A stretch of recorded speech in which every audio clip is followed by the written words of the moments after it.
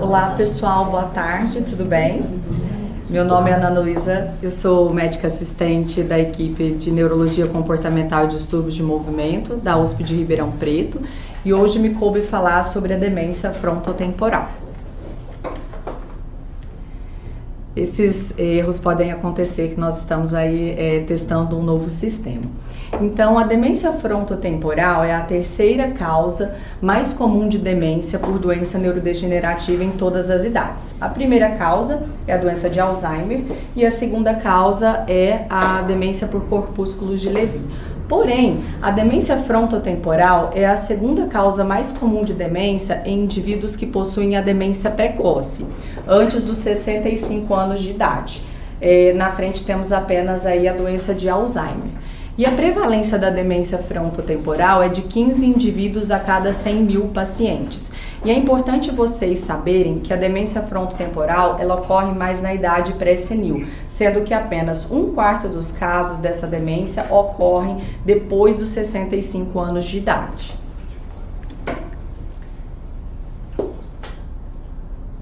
Em relação às variantes da demência frontotemporal, quais são essas variantes? A variante mais conhecida e mais comum é a variante comportamental, e as outras variantes que eu vou citar rapidamente, mas não é do escopo dessa aula, é a APP agramática ou não fluente e a APP semântica. Existem também outras classificações e até talvez uma nova variante, chamada de variante direita da demência frontotemporal, mas depois eu cito sobre ela. Hoje nós vamos falar apenas da variante comportamental, né? A DFT variante comportamental, como eu disse, é a mais comum e leva a alteração comportamental como desinibição, apatia, comportamentos repetitivos, compulsões alimentares e comportamentos ritualísticos. Na próxima semana nós teremos um caso clínico, né, do R3 Armando, e ele falará sobre um caso de uma paciente apresentando um quadro de afasia. Então falaremos mais sobre esse assunto na semana que vem. Porém, qual seria a diferença da APP não fluente para a semântica brevemente? A APP fluente é uma afasia com agramatismo, uma fala lentificada e com esforço para articular palavras, né, uma frase intercortada, em que às vezes você não usa advérbios nem verbos. Uma apraxia de fala é muito comum nesse subtipo dessa afasia, que parece uma fala com gagueira, ok? E uma compreensão relativamente preservada para palavras, mas porém muitas vezes com dificuldades em frases. Já a APP semântica, a gente tem um prejuízo do conceito semântico, do que é aquele objeto, né? A fala é preservada, mas é um discurso que até não é lento, mas ele às vezes é muito sem sentido. Então a fala é fluente, mas muitas vezes sem sentido. O conhecimento de palavras está prejudicado. Você pode ter a dislexia ou disgrafia de superfície, que depois nós falaremos na semana que vem. E a repetição nessa afasia na APP semântica, ela é preservada. Diferente, por exemplo, da APP logopênica, que é causada pela DA, em que a repetição não é preservada. Mas esse não é o escopo da aula hoje. E aí, falando sobre essa variante comportamental, né, da DFT, esse para mim é o slide assim, principal da aula dessa parte de neuropatologia e da parte da genética na demência frontotemporal. Primeiramente eu vou falar dessa parte e depois eu vou mostrar para vocês um caso clínico e como a gente faz o diagnóstico dessa doença. A DFT, ela é caracterizada neuropatologicamente como degeneração lobar frontotemporal. A degeneração lobar frontotemporal ela pode ser ocasionada por 3 anormalidades moleculares. A mais conhecida e a mais prevalente em 50% dos casos no anátomo patológico de pacientes com DFT é a TDP-43. A formação dos emaranhados neurofibrilares por proteína tau anormal, 40% dos casos de DFT no anátomo patológico. E a alteração da molécula FUS em 10% dos casos. O que é a TDP-43 e a molécula FUS? São proteínas relacionadas a processamento do RNA que estão no núcleo da célula. Só que aí essas proteínas de uma forma anormal elas vão para o citoplasma, acumulam, levam a citotoxicidade e morte neuronal. Já a tal, nós conhecemos mais. Né? A tal, quando ela agrega de forma, né, errada, ela forma emaranhados neurofibrilares, esses emaranhados são neurotóxicos e também levam à morte neuronal. Então, nesse slide, o que a gente vê de vermelho são as variantes da DFT, né, da DFT em geral, incluindo a variante comportamental, em que são mais comuns na patologia, o TDP-43. Em azul lá em cima são as variantes, né, da degeneração lobar frontotemporal, em que é mais comum a deposição da tal, tá? E em verde ali o FUS, que não é muito comum. Então vocês vão ver ali no meio do slide que a degeneração lobar frontotemporal variante comportamental, mais de 50% dos casos está em vermelho, TDP-43, 40% ali em azul. Só que olha que interessante esse cinza, quer dizer que a própria variante comportamental da DFT pode ser causada pela patologia do Alzheimer, mas gente, isso é muito raro, tá bom? E falando lá sobre as afasias progressivas primárias. A APP não fluente, ela pode ser causada com depósito anormal de tal ou depósito anormal do TDP-43. Já a variante afasia progressiva primária semântica, ela é mais causada pela patologia do TDP-43 e seu acúmulo do que pela taupatia. E aí vocês vão olhar ainda na parte de cima que nós temos o PSP, o córtico basal. O que acontece, pessoal? O córtico basal e o PSP são taupatias primárias. E como eu expliquei para vocês, a DFT, um subtipo dessa DFT, 40% dos casos, também é uma taupatia primária. E para complicar, elas podem coexistir, pode existir um overlap dessas síndromes que eu vou explicar para vocês. Embaixo nós temos os principais genes causadores dessas doenças. Qual que é o principal gene que causa o acúmulo do TDP-43? C9orf72. E o gene, né, levando a esse acúmulo de tal, o gene MAPT. E também falaremos do gene da progranulina, que na patologia, né, de pessoas acometidas pela progranulina, a alteração que a gente vê lá nos nervos, nos neurônios, né, de TDP-43. Então vamos ao próximo slide. Esse próximo slide é um slide bem desafiador, porque nele, né, a gente vê as variantes que eu expliquei, né, DFT variante comportamental. Lá embaixo a gente vê a APP semântica. A gente vê também aqui mais à esquerda a APP não fluente, mas a gente vê que está tudo interligado. Então tem um overlap dessas síndromes. Então, por que esse slide é importante? Para vocês entenderem. A APP pode existir sozinha, mas a APP ela pode existir junto com a DFT. A DFT pode coexistir com a APP, então por isso que pacientes com variante comportamental podem ter afasia, entendeu? E para complicar ainda mais, a DFT pode ter um overlap com a córtico basal e a paralisia supranuclear progressiva. E aí, vocês conseguem ver na parte direita desse slide que, inclusive, a DFT variante comportamental, ela pode coexistir com qual doença? Com a ELA, com a esclerose lateral amiotrófica, tá bom? Então, existe esse overlap dessas duas síndromes. E em vermelho, vocês podem ver que são síndromes mais raras, que aí complica mais ainda o nosso diagnóstico, porque a demência frontotemporal, ela pode se manifestar com doenças like Parkinson-like, Alzheimer-like, psicose-like e Huntington-like. Mas isso é muito raro. O que vocês têm que aprender desse slide é sobre a demência frontotemporal e as suas variantes e os overlaps que elas têm normalmente, que são os mais comuns que estão em azul e não que está em vermelho. Então, vamos para o próximo. Revisando, né, esses padrões moleculares para vocês lembrarem. O padrão mais comum TDP-43, em segundo o tal e depois FUS. Podemos ir para o próximo. Eu vou falar agora para vocês dessa parte genética, mas depois nós vamos já para o nosso caso clínico. Né? Entre os genes que causam a DFT do tipo tal é o gene MAPT, tá? E a degeneração lobar frontotemporal do tipo tal, ela é considerada, como eu disse para vocês, uma taupatia primária, né? Em que essa deposição de tal provoca neurodegeneração. Nos quadros gerais, a deposição da proteína tal, a doença causada pela tal, corresponde em geral a 30% dos casos de DFT a 40%, mas em relação a DFT familiar, 20 a 30% dos casos. O que eu queria explicar para vocês e o que esse slide é o mais importante? É sobre a doença de Pick. Se vocês já ouviram falar nesse nome. A doença de Pick, ela não é sinônimo da DFT.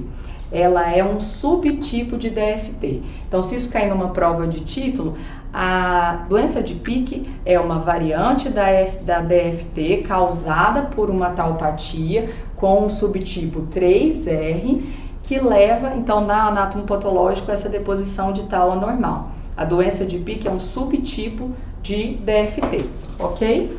E qual que é a característica dela importante? É o que vocês podem ver nesse slide, na imagem do paciente. O paciente tem uma atrofia frontotemporal com preservação dos lobos parietais e você tem uma atrofia em borda de faca, né? O cérebro, a região cortical, parece uma faca, de tão fino, de tão laminar que fica o córtex do paciente na região frontal e temporal desses indivíduos. E eles representam, esses casos de doença de Pick, 30% dos casos da DFT causada pela deposição da proteína tal, ok? Vamos falar agora sobre um gene muito comum no próximo slide, que é o C9orf72. O C9orf72, né, ele causa, né, a DFT do tipo TDP43. E ela é uma expansão dos hexanucleotídeos. Normalmente, nós temos cerca de 2 a 30 expansões desse hexanucleotídeo, mas pacientes com DFT podem ter acima de 100 repetições desse hexanucleotídeo. O C9orf72 é a causa mais comum de DFT familiar. É a causa mais comum de ELA familiar. E é a causa mais comum do espectro DFT-ELA, ok? Então, se você pegar um paciente que tenha DFT e critérios para ELA, você tem que pesquisar o C9orf72 porque ele causa esse overlap em mais de 50% dos casos, ok?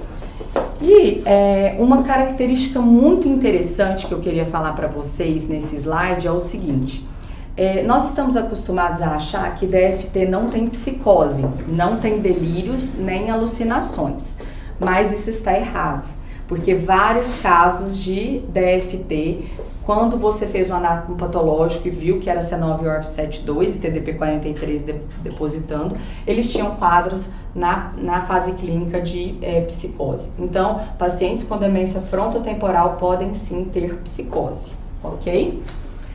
Aí vamos então para o próximo slide. Esse slide, o que esse slide é importante? Porque essa revisão mostrou séries de casos em que foram investigadas doenças psiquiátricas e viram que esses pacientes tinham psicose ou depressão psicótica, e eles tinham esquizofrenia, e olha lá, qual que era o causador dessa esquizofrenia ou dessa psicose? Era o gene C9orf72.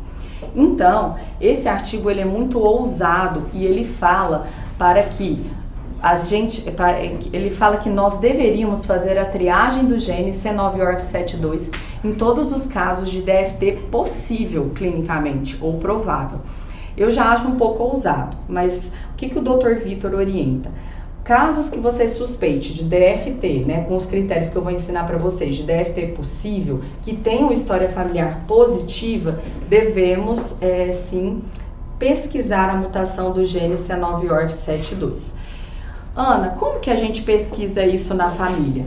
É o seguinte, nós temos agora que perguntar melhor para as nossas famílias se há um histórico familiar de psicose, de algum ente familiar do primeiro ou segundo grau, se tem história de esquizofrenia, internação psiquiátrica, se esse ente familiar foi para cadeira de rodas, teve uma atrofia muscular, porque os pacientes eles não seguem os livros. Então, eles não vão saber falar sobre doença do neurônio motor, muitas vezes não vão saber falar sobre esquizofrenia. Então, normalmente eu ensino, né, vocês a perguntarem, assim, de uma forma mais simples para os pacientes e para as famílias se tem histórico familiar dessas doenças, né, nos indivíduos, ok? Então, essa é uma dica muito interessante. Por fim, eu vou falar sobre o último gene, que é o gene da progranulina. A progranulina ela já representa aí de 5 a 20% dos casos de DFT familiar e ela pode, a sua alteração genética pode causar fenótipos diferentes. DFT comportamental, fazer progressiva primária não fluente, mas o que eu achei interessante sobre esse gene é que ele causa DFT muito precoce em pessoas de 40 anos de idade. E também 40% dos casos que têm esse gene alterado, os pacientes têm sintomas extrapiramidais e podem se manifestar até com um fenótipo de síndrome córtico-basal. E na neuropediatria, quando você tem a perda completa desse gene, você pode ter lipofuscinoses. No próximo slide agora, eu vou mostrar um vídeo para vocês da Mayo Clinic. Childlike and at times inappropriate.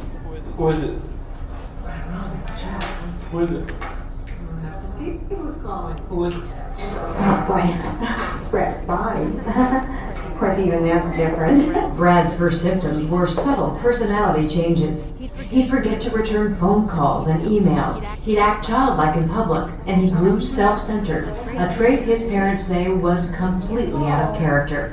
And as the disease progressed, symptoms got much worse. Brad became agitated around people, and he couldn't control the urge to eat. So we literally had to put locks around the fridge and freezer. For more than a year, doctors did not know why this was happening.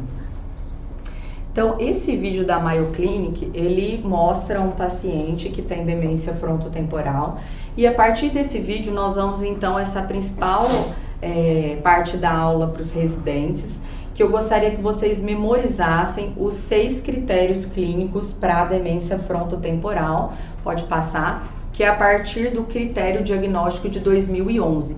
Esse critério é muito famoso, de Raskowski, e é um critério que é muito utilizado em todos os centros aí de demência, porque para você ter uma DFT possível, você tem que ter 3 desses 6 critérios, tá bom? Então vamos lá falar sobre cada um deles e tentar correlacionar com os vídeos. Um dos critérios, desinibição comportamental precoce, com comportamento social inadequado, perda de modus ou decoro ou ações impulsivas. Como que a gente pode perguntar isso numa consulta? Se o paciente está hipersexualizado, se ele mostra as partes íntimas, se ele fala coisas de fundo sexual, se ele está fazendo brincadeiras jocosas, sem graça, deixando pessoas constrangidas, se ele está com um comportamento pueril, inadequado do ponto de vista social.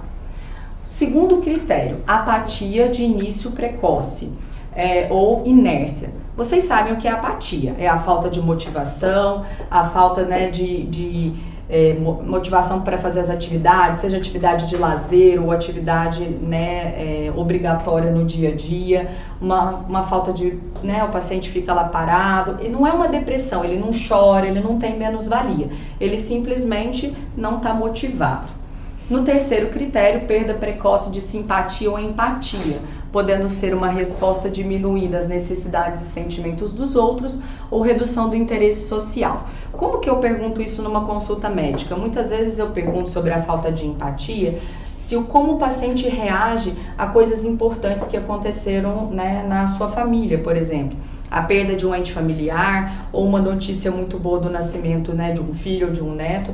Se ele reage com felicidade, tristeza, choro, ou se ele fica apático, se ele não tem sentimentos com a dor nem a felicidade dele ou de outras pessoas. Os 3 próximos critérios são comportamento perseverativo, estereotipado ou compulsivo, mostrado com movimentos repetitivos simples, comportamentos complexos, compulsivos, ritualísticos ou estereotipias da fala. A gente observou que aquele paciente, ele tem uma estereotipia da fala, ele tem uma ecolalia.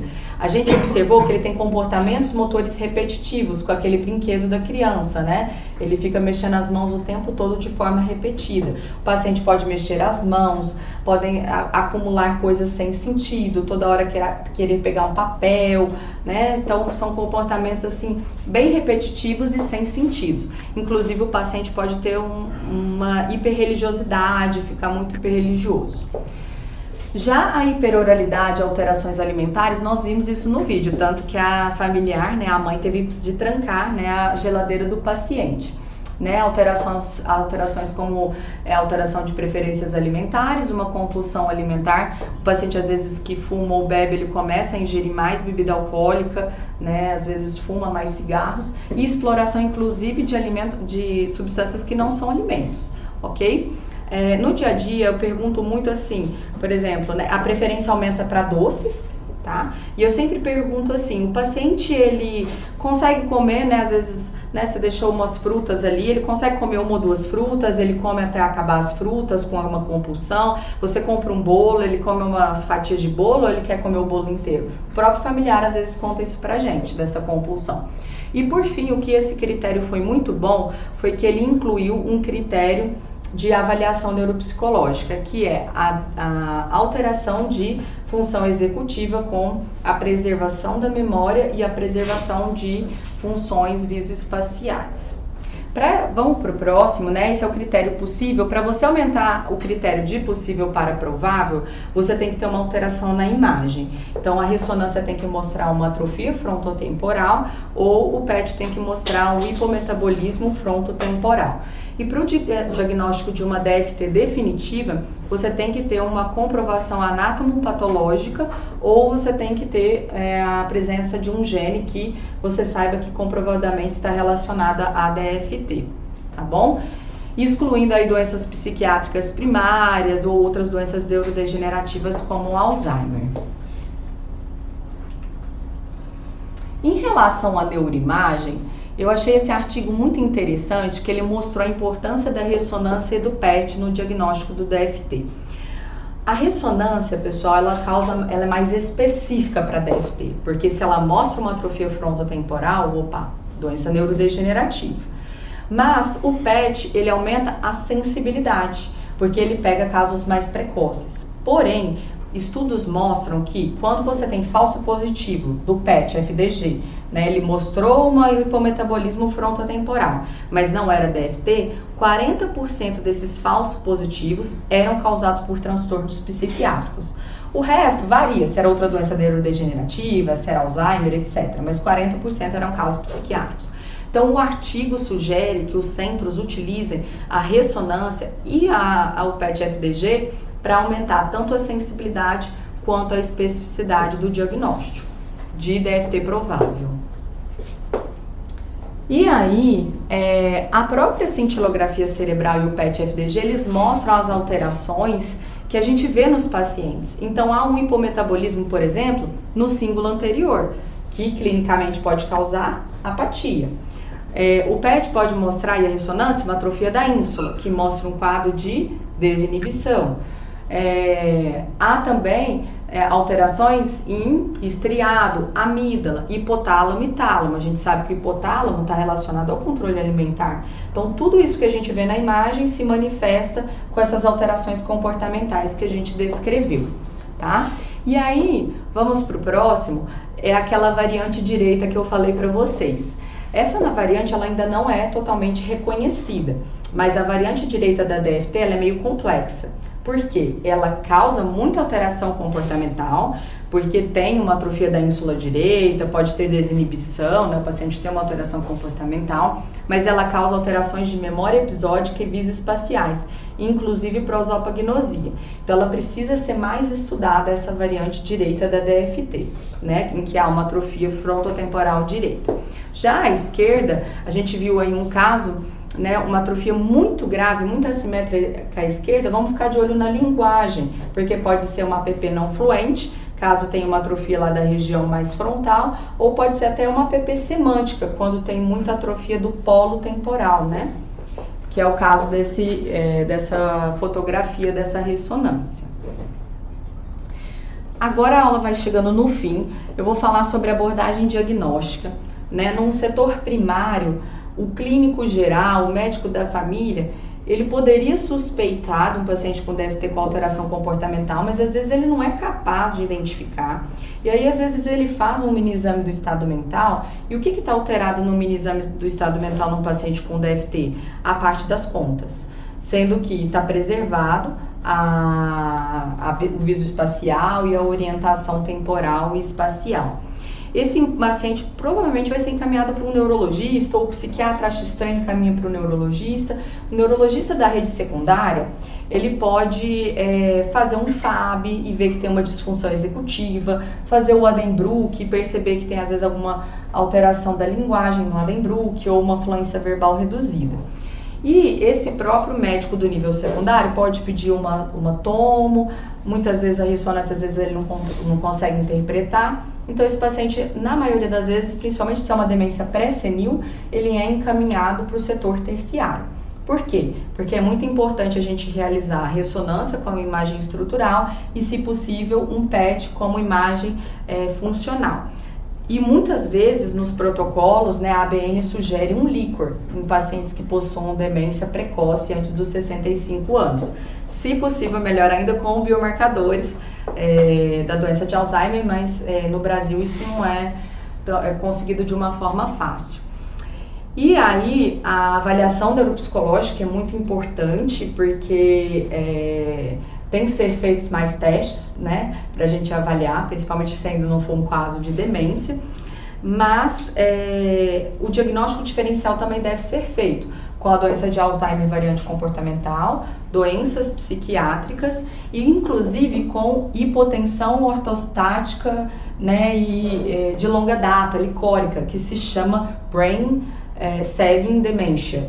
Você pode ter uma hipotensão ortostática crônica, que em vez de o paciente sentir só uma cefaleia na ortostase, cronicamente essa cefaleia muda, o paciente pode ter uns sintomas compatíveis com DFT e ser algo reversível, né? Porque o lobo frontal ele cai, né, com essa hipotensão licórica, então é um diagnóstico diferencial, é bem raro, mas pode existir. E falando da neuropsicologia no próximo slide, eu queria falar uma coisa muito interessante, que é a importância da neuropsicologia no diagnóstico aí da DFT, que eu adoro a neuropsicologia.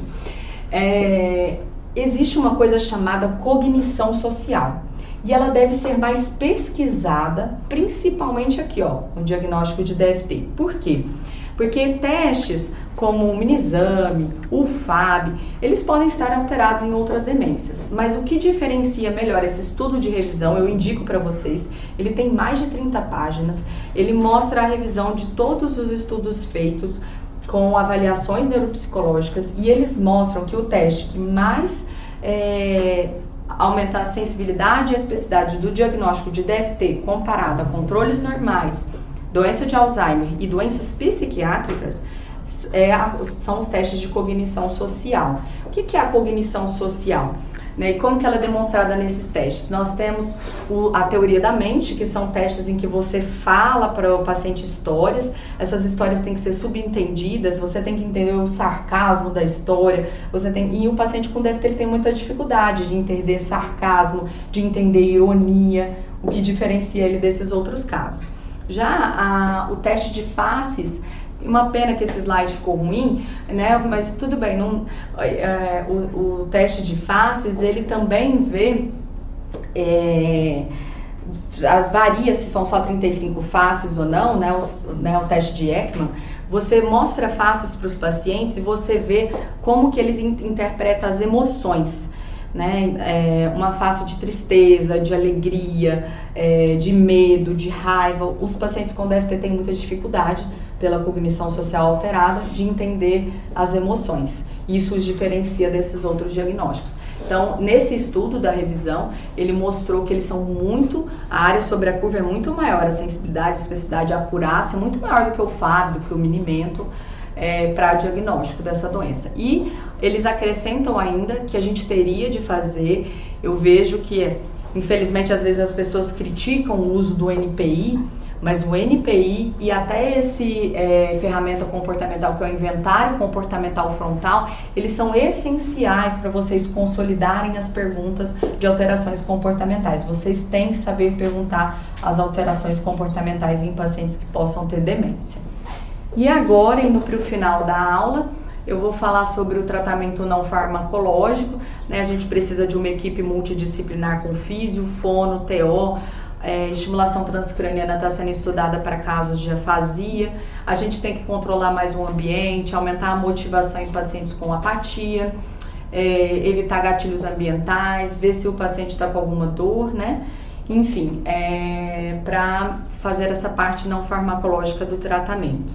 E nos 2 últimos slides dessa aula, vou falar sobre uma revisão de um grande amigo meu, que é o psiquiatra Dr. Leandro, da equipe do professor Paulo Caramelli, que nós, né, fazemos pesquisa juntos, que é sobre uma revisão sobre o tratamento da DFT, né? Quais são os neurotransmissores afetados na demência frontotemporal? Principalmente a serotonina e também a dopamina. A acetilcolina está preservada. E aí a gente pode ver nessa tabela que foram tentados estudos com o uso de anticolinesteráticos e memantina, só que os anticolinesteráticos e a memantina que a gente usa no Alzheimer, eles não são benéficos, inclusive podem piorar pacientes com DFT. Já o uso do inibidor de recaptação de serotonina e o uso de trazodona tem muita evidência. É o que mais tem evidência para a demência frontotemporal. O uso de neurolépticos, principalmente os atípicos, nós temos que fazer ressalvas, mas muitas vezes acabamos por utilizar porque os comportamentos de desinibição eles podem ser muito graves. Então, muitas vezes a gente usa antipsicóticos nesses pacientes. Os anticonvulsivantes têm menos evidência. E aí, falando por cada queixa do paciente, né? O que a gente usa muito aí para desinibição, comportamentos repetitivos e ritualísticos? O inibidor de recaptação de serotonina ou a trazodona. Por quê? Porque nesses sintomas o déficit é mais da serotonina. O que a gente usa muito para apatia? A gente pode usar os psicoestimulantes, mas temos que tomar cuidado aí com irritabilidade, aumento pressórico, né? Que essas medicações podem causar. E eu achei muito interessante que a perda da empatia e a hiperoralidade têm sido estudados até inclusive com o uso de ocitocina intranasal, que eu nunca tinha ouvido falar, né, e vi com essa revisão. Mas fiquem sempre com essa ideia, né, do que o inibidor de recaptação de serotonina é muito bem indicado, o citalopram, né, e ao menos estudos do escitalopram, a sertralina e a trazodona muito indicada nessa doença. Antipsicóticos que a gente prefere são aí, como vocês viram, risperidona, aripiprazol, olanzapina e quetiapina, tá bom? Então era isso que eu queria falar. Muito obrigada.